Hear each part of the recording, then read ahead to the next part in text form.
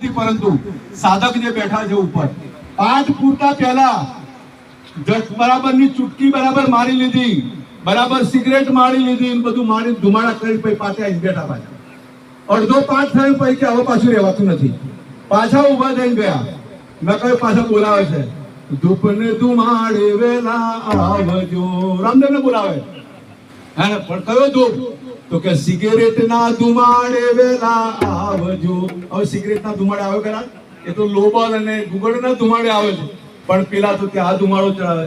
અને આપણે પાછા એમને બરાબર નમી આવ્યો. સારો પાઠ કર્યો કે હે ને. કયો પાઠ?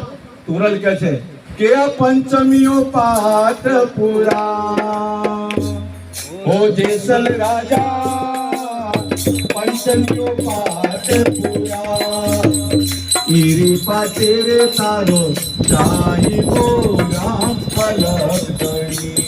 આ પાંચ તત્વના પાઠની અંદર પિંડમાં ભગવાન બેઠો છે, એટલે આપણે ઝટપટ ચૂટકી પાન મસાલા ખાવા જોઈએ. કોની ઈચ્છા છે આજે કે અમે ઝટપટ ચૂટકી દારૂ છોડવા માંગીએ છીએ? છે કોઈ ગામડામાં આજુબાજુ બેઠેલા કે બધાને પીવાની ઈચ્છા છે તો પીધા કરીએ અને જીવન જીવ્યા કરીએ? હા ને, છે કોઈની ઈચ્છા? કોઈ વિરલો છે કે અત્યાર સુધી કરતા પણ આજે અમે નિવારણ કરીએ છીએ?